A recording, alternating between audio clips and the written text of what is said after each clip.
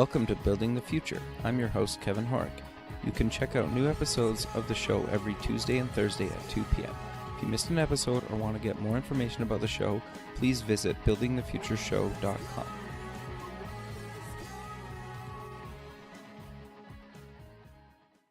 SoupX, the Startup Expo, North America's premier startup conference, is March 6th and 7th, 2017, in sunny Fort Lauderdale, Florida. Affordably priced, SoupX is a 2-day international conference featuring workshops, panels, speeches, a $50,000 startup competition, and over 100 exhibitors. For more information, go to sup-x.org. Welcome back to the show. Today we have Rob Belcher. He's the managing director at SAS Capital. Rob, welcome to the show. Thanks. Good to be here. Yeah, I'm excited to have you on the show. You guys have kind of a different take on the capital side of things, but maybe before we kind of get into that, let's get to know you a little bit better and start off with where you grew up. So I grew up in Golden, Colorado, just outside of Denver, and loved it. It was amazing, and I think if I hadn't been there, I would have gone to college at CU Boulder and would live there my entire life. It's an amazing place to be, for sure. But growing up there, I wanted to go explore and see what else was out there. So I did my undergrad about as far away as you can and still stay in the U.S. And that was Colby College in Maine, Central Maine. Okay. And loved that as well. Met a lot of amazing people and really liked having new experiences and being in New England. And did the traditional small New England liberal arts thing where you end up in either Boston, New York, or D.C. Sure. And my first job was at a research and consulting firm in Boston. Okay. My whole family in Denver is in the energy industry, and I kind of followed in the footsteps, and I was a commodities analyst for Wood Mackenzie, which is an Edinburgh-based research and consulting firm in the energy industry. Okay. So I did some natural gas, power, and oil analysis there for a number of years. And that's doing research and consulting. You work with in our experience, we worked with a lot of the super majors and a lot of transportation companies, and worked on these amazing infrastructure projects or development projects. But as a consultant, you do the work and you kind of hand it off. And I got to the point where I was wanting to take more of the ownership, the risk. Gotcha. And I figured, in order to do that, an MBA was in my future. To sort of transition, learn a little more finance and accounting, and maybe do a slight pivot on my career. Also, good opportunity to be back out west, and ended up at the University of Washington for my MBA, the Foster School of Business. Okay. And yeah, go ahead. Sorry, I'm kind of rolling. No, it's good. It's good. I was just going to say, what made you kind of decide to kind of go into an MBA, and did you work through that, or did you just do it full time? Yeah, it really was. So I was an economics major undergrad. Sure. And at Wood Mackenzie, I was basically an economics analyst. We did price forecasting, supply and demand modeling. It was very much legitimate economics. Got you. And it used my skills, and it was great, and I was really good at it. And we had a great team, and we did some amazing work.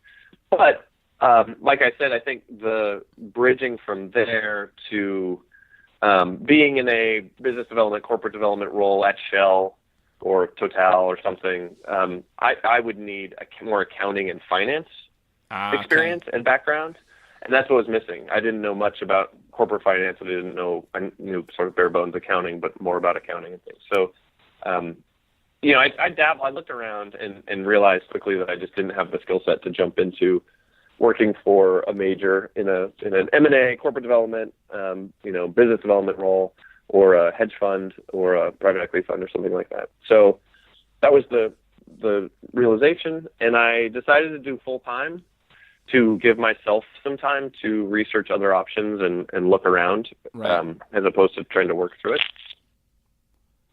And I stumbled into the venture capital world. I had planned to go work for a hedge fund, private equity fund, or like I said, one of the actual participants in the market. And being in Seattle, which is not a big energy hub, Sure. got more into the tech world. I took a couple classes at UW that were really good on venture capital and technology and entrepreneurship, and did an internship at Voyager Capital, a Seattle-based Series A venture firm.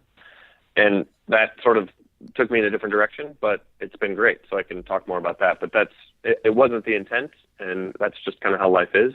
but it's been fantastic. Sure. So when I was No, go ahead. Keep going. I'll pause, but I can keep rolling. Yeah, keep going. While I was at Voyager, the team there founded and funded a company called Lighter Capital, which is a Seattle-based specialty lender that does royalty-based lending. So they'll give you a loan, and instead of sort of monthly payments like a mortgage, their payments are based on a royalty of your revenue. So your payments fluctuate as your revenue goes up and down. In very flush months, you pay a lot. In lean months, you don't pay very much. And I fell in love with that because that actually did tie back to the energy world. A lot of energy projects are funded by royalty agreements. Right. And so I knew how those work, and I knew the advantages of that. And so I got really excited about it, and actually ended up joining Lighter Capital after I graduated. And that got me into this world of debt finance for startups, for early stage software companies. Okay. No, that makes sense. And you were there for a few years, and then now you're the managing director at SaaS Capital. So how did you kind of become part of that team, and what exactly is SaaS Capital? Yeah, that's great. So I was one of the very early entrepreneurs at Lighter, helped build it up, and we got to raise a Series B. Okay. And that was a good time for me to step out. I'm a generalist, I would say. I like doing a little bit of everything. And now it's quite a large company of 40 people. There's full-blown departments for marketing and underwriting and that kind of thing, which is great. That's great. It was a very good experience for everybody, and it was a good time for me to step out. So it's very successfully built that company, and I started looking for a smaller opportunity again where I can kind of wear all the hats that I want to anyway. Sure. And had met Todd Gardner, who's the founder and managing director at SaaS Capital, at a conference, and reached out to him and just to kind of network and see what SaaS Capital was all about. And he happened to be raising Fund 2 and was looking to add a partner, particularly on the West Coast. And it was just really serendipitous. And we get along really well. We have a similar worldview. And so I joined for Fund 2. He ran Fund 1 himself, and then for Fund 2, like I said, he wanted to add a partner. So I joined in mid-2014. We closed the fund around the turn of the year, January of 15. So we've been deploying the fund for 2 years. Okay, so for people that don't really understand kind of the space, what does that even really mean? Like you say Fund 1, Fund 2, what does that really mean? Yeah, that's a good question. It's really good. So I can answer that question by giving some contrast. Sure. Lighter Capital, my previous company, is a company. Okay. Kind of like any company, right? And like I said, we were building a team and doing that kind of thing. And now SaaS Capital is a company as well, but it's also a fund manager. And so what that means is our business is to manage other people's money, just like a venture capital firm or a private equity firm. Okay. It's a traditional, how that's defined is, and we call it a traditional general partner, limited partner relationship. We're the general partner. We manage the fund. The limited partners are the institutions and high net worth individuals who have committed money to the fund. And so they earn the return that we generate by making the loans and then managing them through, and then realizing the returns on them. Does that make sense? Or I can provide more detail. No, that makes sense. And then I guess I think importantly, for people who aren't familiar with the industry, you might wonder how we make money, the company, SaaS Capital. Sure. So all funds earn a fee for managing the money, and that basically pays salaries and sort of operating expenses. Okay. And then the bonus component is called the carried interest, and you might hear about it in various political discussions. It's part of the tax code, and it's commonly something that gets discussed in tax code discussions. The carried interest component is a small profit sharing that the management company earns on the returns they generate in the fund. So most of the returns go to the investors, and a small piece goes back to the management company, sort of the bonus for doing a good job above some threshold. There's usually a minimum return, and if you meet that, then you profit share in the balance, whatever's left over above that. I got you. Okay. So how does it kind of, like, if I'm I have money to invest. I come to you guys and then kind of walk me through that whole process. Yeah, so that's on the fundraising side. Sure. Most commonly, I would say money managers or management companies approach capital sources rather than the other way around. Okay. It's rare that it's not rare, but because it's everyone's business, right? So they're looking for investments also. So it's a good question. But generally speaking, it's a manager will go talk to other sources and pitch them. It's literally you pitch your own business as well, just like a startup might pitch a VC. The manager company gives their pitch on their thesis. We focus on this. We do this. We're a clean tech venture capital firm. We're an energy private equity firm. Whatever their thesis is, and they go find pools of capital to invest in their fund based on what their investment theses are, what those capital pools investment thesis is. Okay. And so if somebody wants to get funding from you guys kind of have a bit of a different kind of angle at it. Like, do you want to explain how does somebody kind of approach you guys, and what do you guys look for, and kind of how do you traditionally do kind of investing? Yeah, that's great. We're a lender. So SaaS Capital, it's a great name, very descriptive. It's Sure. It's kind of boring, but it's exactly what we do. We provide capital to SaaS companies. Okay.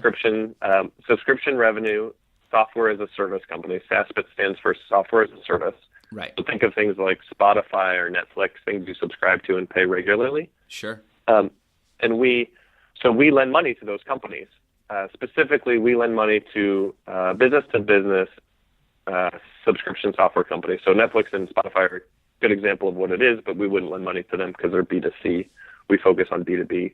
Okay. But that's the business model. Sure. And we lend between $2 million and $10 million to those companies that have $3 million in revenue and up. Okay. So we're not very early. Companies are established. And I'll explain more of sort of our thesis, which is companies are established. Maybe they've raised some angel funding or even a Series A. They've built the product and they've started selling it, and they have good sales traction. And now they want to pour some fuel on the fire. Sure. And really grow. Doing a Series B or raising equity at that point is a really expensive way to just do sales and marketing. And so our thesis is, you've de-risked a lot of the company by building a product and having customers. Right. You should have access to cheaper capital to execute at this point. And we provide that via our lines of credit, our debt. Okay. And so we're usually used in lieu of a Series B or an equity round as an alternative, non-dilutive, non-controlling way for a company to execute and grow. Okay. So I'm curious then, like, obviously probably most people have heard of a line of credit. Does it work the same as kind of a personal line of credit, or is it different? It's a really good question. I think people's expectation or interpretation of what a line of credit is varies quite a bit. So it's a really good question.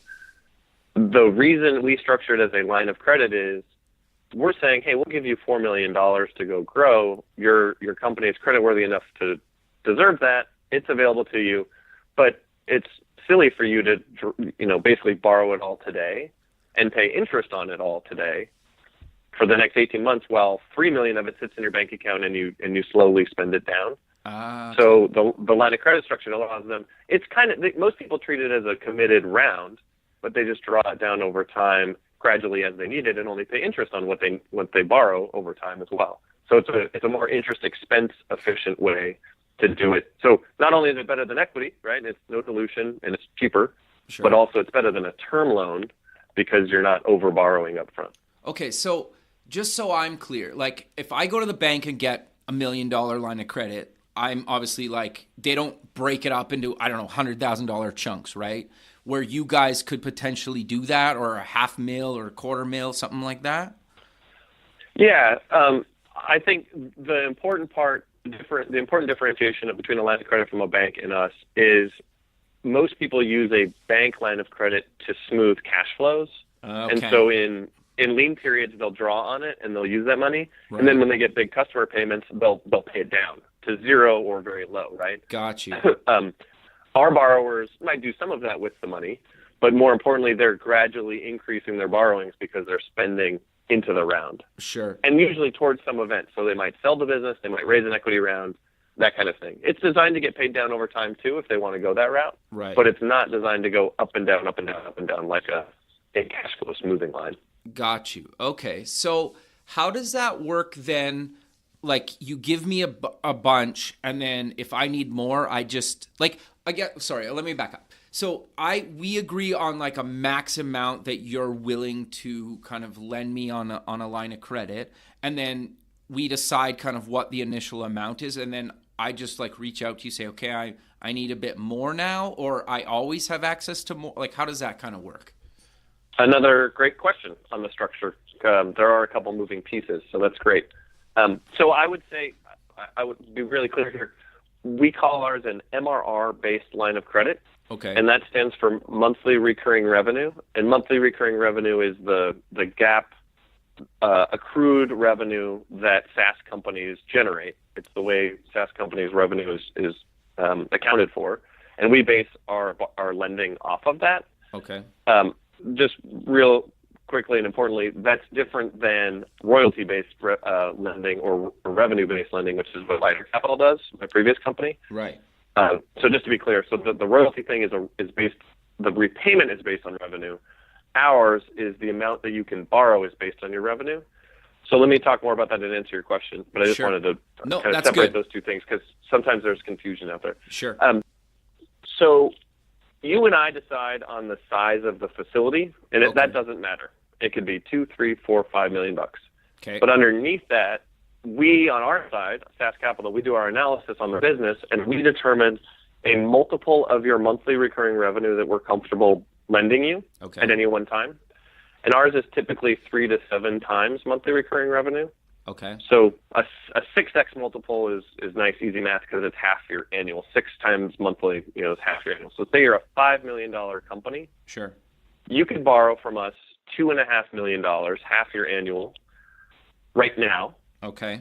But it's tied to that MRR. So every month, as you add monthly recurring revenue, as you grow, the amount you can borrow under the line increases. So say we did a $4 million line, you'd have $2.5 million available under the line. So you could draw up to $2.5 million, but no more. We wouldn't give you any more than $2.5 million. Right. But every month, as you add revenue, you can now draw $2.6 million, 2.7, 2.8, 2.9. And so it keeps growing formulaically. And those lines are committed for 2 years. So you have a 2-year draw window where you can draw down. So most people draw $500K, $1 million at closing.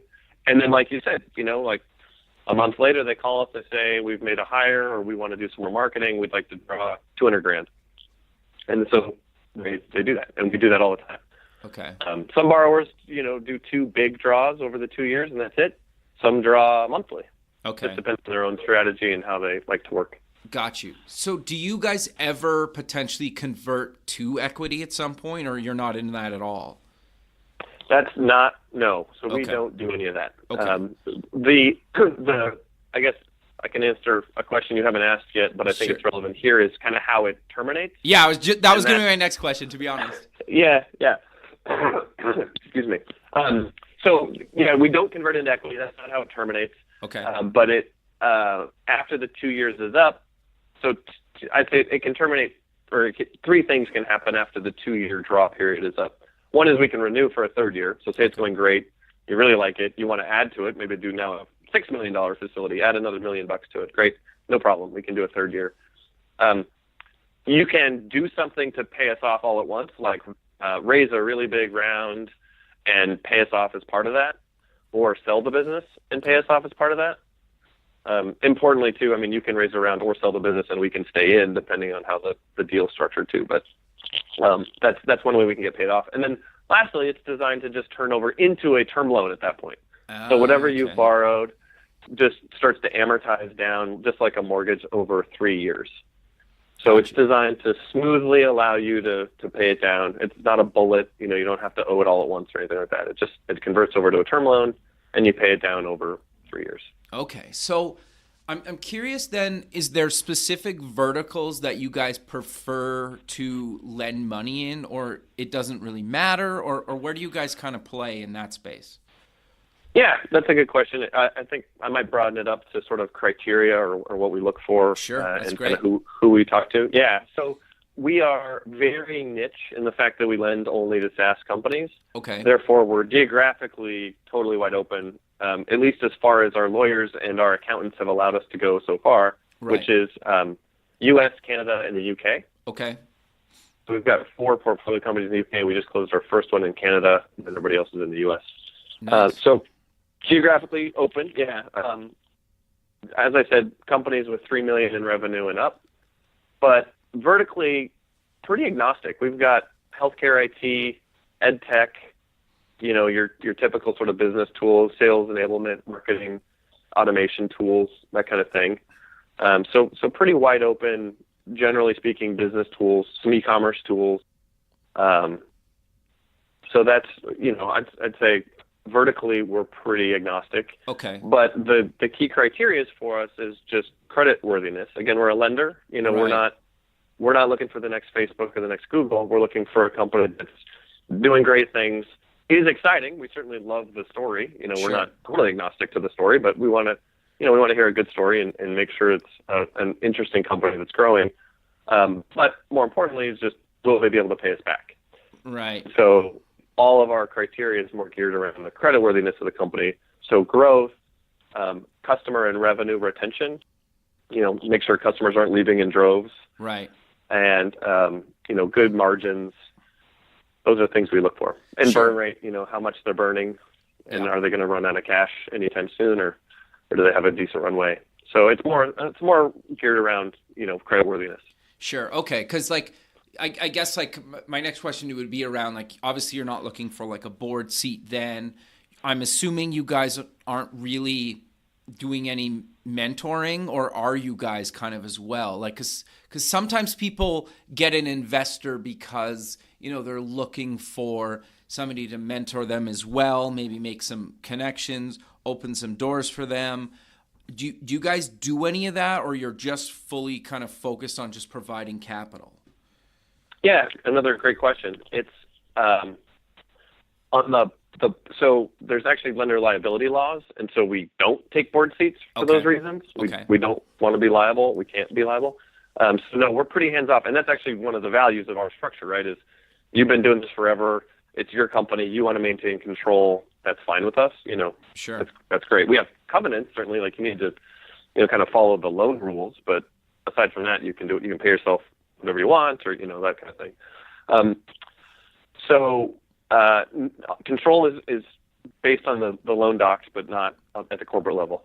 On the mentorship side, yes, certainly. I mean, companies definitely. I think that's what venture capitalists at least advertise as their greatest value, is that sort of value add, the network, all that stuff, right? Yeah. I think some of that, there's a spectrum of value there. Yeah. Everyone advertises it. I think there's certainly a spectrum there.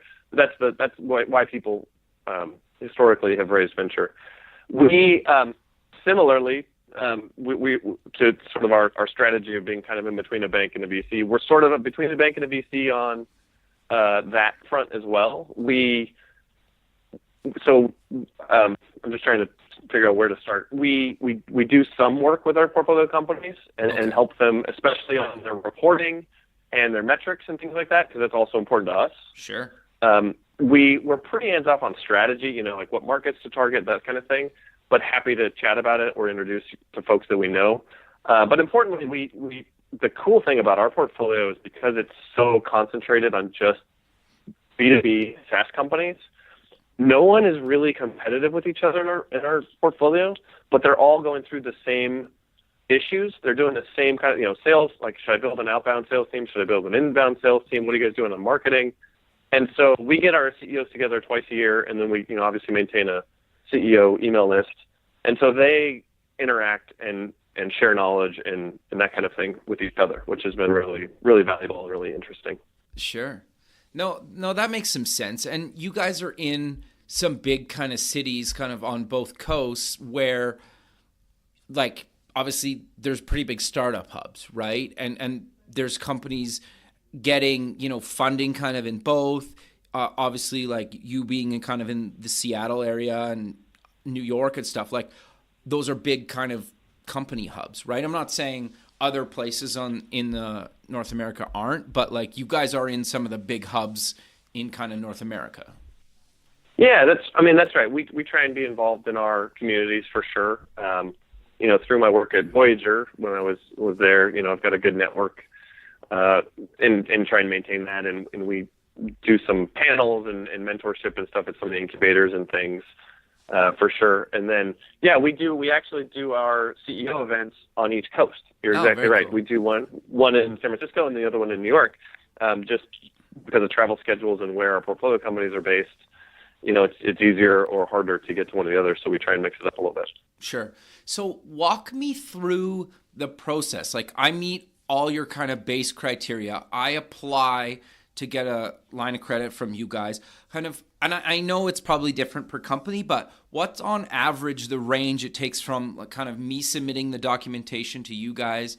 And what do I need to submit to before, I can actually start drawing from that line of credit? Is it like weeks? Is it months? Yeah, that's a good question. It's pretty similar to if you were to do a venture round. We certainly focus on certain other things. Again, mostly around, cash collection, stability of your application, things where we could lose money as a lender. Okay. Excuse me. And then, it may be less on sort of the massive scalability of the tech or, things that venture capitalists might want to dive into, or that, they usually typically do really big deep dives on team. We do too, but not to the same extent. But so our diligence is similar, though. That's the point. And it's, we look at financial statements, we look at the accounting policies, we look at all the organizational documents and things like that. So we usually get to a term sheet in 10 days or so from our first conversation. Oh, wow. And that's with some material, some financial statements and a deck and that kind of thing, and some conversations. And then from there, it moves into legal, and that just takes time. Yeah. And we do a visit and go meet everybody and that kind of thing. So anyway, we close in about 3 to 6 weeks after a term sheet. So it's about 2 months. Pretty quick, to finish. Yeah, we try and streamline it as much as we can, for sure. So that is a goal. And once you sign a term sheet, everybody wants money, and we want to be done too. We want to give you the money. We don't want to sit around for too long. So we try and move through legal pretty quick. Sure. No, that makes some sense. So I'm curious then, do you guys, is there like a certain amount of companies a year that you typically kind of give lines of credit to, or does it really kind of fluctuate? We are, again, as a lender, we're happy to do as many lines of credit as we can. Okay. We're not looking to make our 3 or 4 bets a year like a venture firm. Right. And similarly, I guess, a venture firm will typically make one bet on a given, you asked about vertical before. Yeah. They'll make their one bet on virtual reality or right. Car automation or something. We're not like that. We don't want to have any direct competitors, but we're lending money, and we're not on the board. We don't see strategic plans and things. So we can have companies that are a little closer than a VC might do. So anyway, the point is, as many as we can do, and we're on about 1 a month or 10 a year. Wow, that's a lot. Kind of pace. Yeah. We've done 40 across the 2 funds. We've done 40. We've lent money to 40 companies. So it's a good pace. It's great. So you've mentioned a few times about like 2 funds. Like why are they broken up, and like how do you decide which fund to pull money from? Yeah, it's a good question. They are. We don't decide. They are broken up by time. So you go do fundraising, you raise a fund, and it's a set amount of money. Okay. And then you spend the next couple of years deploying it. And when you run out of that, you go raise another fund. Fund 1 was raised in 2011 and 12. And again, I had nothing to do with it. It was complete and closed before I joined. Okay. They had deployed all that capital and they needed more. So we go raise, Fund 2. And we're actually getting close to ramping up for Fund 3, in fact, as well, because we're getting fairly close to deploying all the capital in Fund 1. I see. So it's just a matter of, Would you go back to people that put money in Fund 1 and Fund 2 for Fund 3? Is that something you'd commonly do? Yeah. I guess generally speaking, it totally depends on the manager. Okay. So aside from SaaS Capital, just looking at the broader VC, private equity, hedge fund community, Yeah. it totally depends on what people's strategy is. Maybe their first fund was quite small, they did really well, and now they want to raise a huge fund, so they need to go to larger investors, people with more money. So it totally depends. We've been lucky. We've got a really solid limited partner base that's mostly followed us from Fund 1 to Fund 2, almost all, in fact. And we'll probably continue with Fund 3 as well. So it depends. Okay. The other thing I'm curious about is, say I start a company and I raise a bunch of, I don't know, like seed money or angel money or venture money, or like I've raised a bunch of money and maybe I only own 50% of my company and the other 50% or whatever is owned by a few kind of investors or outside kind of stuff. Do you guys still invest and give kind of a line of credit to a company where they have kind of other investors as well if they meet your criteria? Sure. Yeah, absolutely. Okay. Assuming they get board approval to do the line of credit, there's Yeah. no issue there. The one thing, and it's not an issue at all, it just needs to be documented correctly, is if they have founder loans. So if it came in, if that investment came in as equity, that's fine. It's equity is equity. It's separate than debt. But in the capital stack, their debt is debt. So if it's a convertible note, or if it's a straight sort of investor loan, or even a founder loan, that's debt. We're debt, and we're first position debt. We're senior secured debt. We come in as on all assets lien on the company. First position, if something goes wrong, we're the first to get back. So those loans need to be subordinated to us, and that can take any kind of shape and size depending on how they're structured and what they're looking for. But that's just something I'd call out is, even though everyone might be treating it as equity, if it's technically debt, it's technically debt, and it has to be taken care of, especially convertible debt. I think that's the one that people always get surprised by. Okay. And it's, again, not a big deal. It's just a document between us and the other lender. Sure. That makes sense. So when you guys are doing your kind of vetting process, do you meet with the founder and the team in person? Because you guys have companies kind of spread out globally. So do you guys meet in person within that first kind of couple of months? We do before we close, but not before a term sheet necessarily.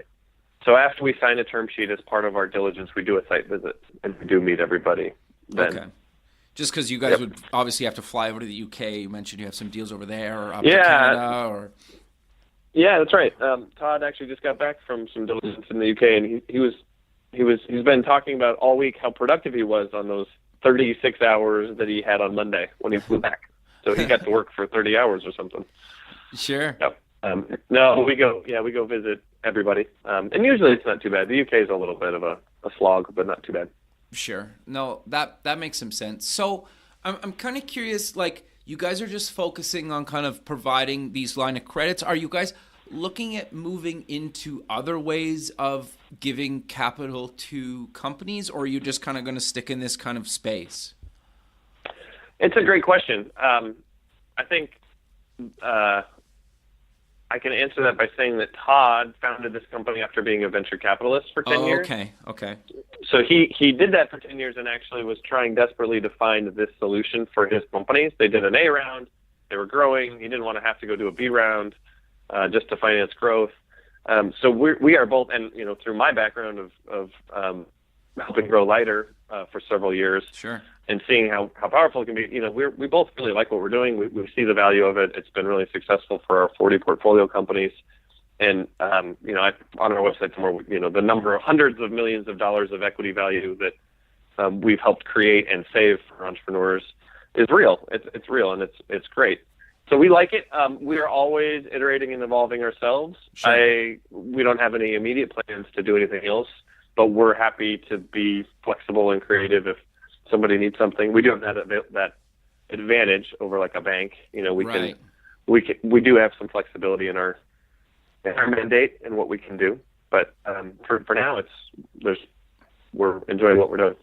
Sure. No, I'm always just kind of curious, right? Because I think, like you just kind of mentioned, at least in my experience, I haven't had. Well, you're kind of the first company and person kind of doing this kind of lending to companies, right? And so I'm assuming that you've gotten asked this before, whether it's from a company that's looking to get kind of a line of credit from you guys, and then probably from the investor side saying, I want to put X amount of dollars into this fund and you guys can lend this as a line of credit, but I want to also risk a certain portion of this. Do you guys do VC funding? I don't know, pick a category, right? So it makes some sense. Yeah, portfolio companies do every once in a while ask, or not, prospect companies, I guess, before we get too far with them. They ask, would you ever follow up this with an equity round, or do you convert into equity? Those same questions we've talked about today too. So, and like I said, as of now, no. Right. No, that makes a lot of sense. So I'm curious, is there anything else that you guys are kind of, or any industries that you guys are hoping to maybe invest in kind of 2017 and kind of beyond? Just for anybody out there listening, is there kind of any verticals that you guys are kind of looking for, or it doesn't really matter just because of the line of credit kind of thing? Yeah, there's a couple of interesting points there. I think just through our backgrounds, we talk about this every once in a while internally. Todd has a little bit of a penchant for healthcare IT and the healthcare market. And I don't understand it and would love to avoid it altogether. On the flip side, through my background, I love energy and sort of field services stuff and agriculture. I think there's some interesting things there. And so I'm always keen to talk to those companies, but we don't actually, aggressively go after a vertical. I get excited and interested when I get to meet one. I would say the other thing that's related to your question, but not actually part of it, is just macro. We're keen on the macro environment right now, and rates are rising. We've been in a bull market for 7.5 years now, which is I think it's the fourth longest of the last 60 years. So, if data were to tell us anything, mean reversion, within the next 3 or 4 years, we're probably looking at a recession or at least a cooling off. Okay. So those are just things that are on our mind that we're thinking about. Sure. No, that makes a lot of sense. But Rob, we're kind of coming to the end of the show, so maybe let's close with mentioning where people can get more information about yourself and SAS Capital. Sure. Yeah, I really enjoyed it. Thanks for the time. SAS Capital is SAAS-capital, capital.com. That's our website, and you can hit me at rbelcher, B as in boy, ELCHER, at SAS-capital.com, and I would be happy to chat anytime. Perfect, Rob. Well, I really appreciate you taking the time out of your day to be on the show, and I look forward to keeping in touch with you, and have a good rest of your day. Yeah, awesome. Thanks, Kevin. Really enjoyed it. Take care. Thanks, everyone. Okay, bye. Bye.